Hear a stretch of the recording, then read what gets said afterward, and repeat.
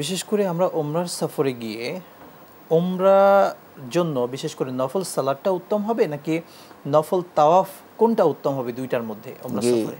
হাদিসের ভাষ্যমতো বোঝা যায় যে ওমরার সফরে বা এই যে হজ্জে আমরা হজ্জে তামাত্তু করতে যেয়ে দেখা যায় যে হজ্জে কেরানের পর হজ্জে তামাত্তুতে আমরা উমরার পরে বাকি সময়টা আসলে কি করব, হজ্জের জন্য অপেক্ষার সময়।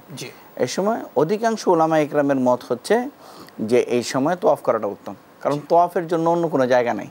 নফল নামাজের জন্য তো আমি বাসায় পড়তে পারবো, অনেক জায়গা আছে।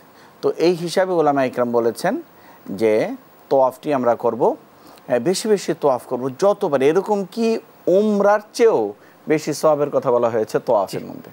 তো সুতরাং নফল উমরা না করে আমরা তোয়াফ বেশি বেশি করব। মেয়েদের ক্ষেত্রে যদি ইহরাম অবস্থায় অর্থাৎ ওমরা সফরে যাওয়ার পরে তাদের যদি পিরিয়ড শুরু হয়ে যায়, এই অবস্থায় তারা মাতাফে বসা কিংবা মসজিদের ভেতর দিয়ে অতিক্রম করা এই দুটো পারবেন কিনা? না, এটা আমাদের বোনদের অনুমতি নাই এটার। উনি যখন যদি ভিতরে শুরু হয়ে যায়, আল্লাহ না করুক, তাহলে উনি বের হয়ে আসবেন। কিন্তু যখন হবে এটা হয়ে গেলে, শুরু হয়ে গেলে আমাদের মা বোনদের, তখন আর উনি মসজিদের ভিতরে প্রবেশ করবেন না, মাতাফে উনি যাবেন না। কারণ রাসূল পাক সাল্লাল্লাহু আলাইহি ওয়াসাল্লাম মসজিদ তো মসজিদেই, মসজিদ তো পবিত্র অবস্থায় যেতে হয়। আর রাসূল পাক সাল্লাল্লাহু আলাইহি ওয়াসাল্লাম তোয়াফের ব্যাপারে বলেছেন আত-তাওয়াফ হাওলাল বাইত মিসলাস সালাত, যে তোয়াফ করা কাবা শরীফের চতুর্দিকে এটা হচ্ছে নামাজের মতো। নামাজের জন্য যেরকম পবিত্রতা শর্ত, এটার জন্য এরকম ভাবে পবিত্রতা হচ্ছে। মা বোনরা যখন সুস্থ হবেন তারা তাদের যে তাওয়াফটা ছিল সেটা তো পরে আদায় করে, জি জি, পরে কাজা করে নেবেন, কোনো অসুবিধা নাই। আমাদের মা বোনদের যেমন হযরত আয়েশা রাদিয়াল্লাহু তাআলা আনহার একবার এরকম হলো, রাসূল পাক সাল্লাল্লাহু আলাইহি ওয়াসাল্লামের সাথে উনি ইহরাম বেঁধে আসলেন। আসার পরে রাসূল তাঁবুতে আসলেন, এসে দেখেন হযরত আয়েশা রাদিয়াল্লাহু তাআলা কান্না করতেছেন। বলে তুমি কান্না করতেছো কেন? বলে আমার তো এরকমভাবে শারীরিক অসুস্থতা শুরু হয়ে গেছে।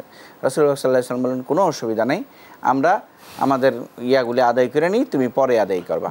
পরে হযরত উনি যখন সুস্থ হইলেন তখন ওনার ভাই যে ছিলেন আব্দুর রহমান ইবনে আবি বকর, ওনাকে নিয়ে রাসূল সাল্লাল্লাহু আলাইহি ওয়াসাল্লাম হযরত আয়েশা রাদিয়াল্লাহু তাআলা আনহাকে তানাইম নামক স্থানে পাঠাইলেন যে ওইখান থেকে ইহরাম বেঁধে আসো। ওখানে আজকে একটা মসজিদ আছে, মসজিদ আয়েশা নামে। পরে ওই স্থান থেকে হযরত আয়েশা রাদিয়াল্লাহু তাআলা আনহা আবার ইহরাম বেঁধে এসে ওনার বাকি কাজ তওয়াফ ছিল এটা আদায় করেছেন। স্বল্প সময় একটা পয়েন্ট বলবেন, যদি আমরা আমাদের মা বোনরা বিশেষ করে মক্কা থেকে শেষ করে মদিনায় চলে যান অনেক সময়, যেহেতু তার এই অবস্থায় যদি তিনি চলে যান, মদিনা থেকে পুনরায় মক্কায় আসা হয়তো তার পক্ষে সম্ভব না, এক্ষেত্রে তার করণীয় কি হবে?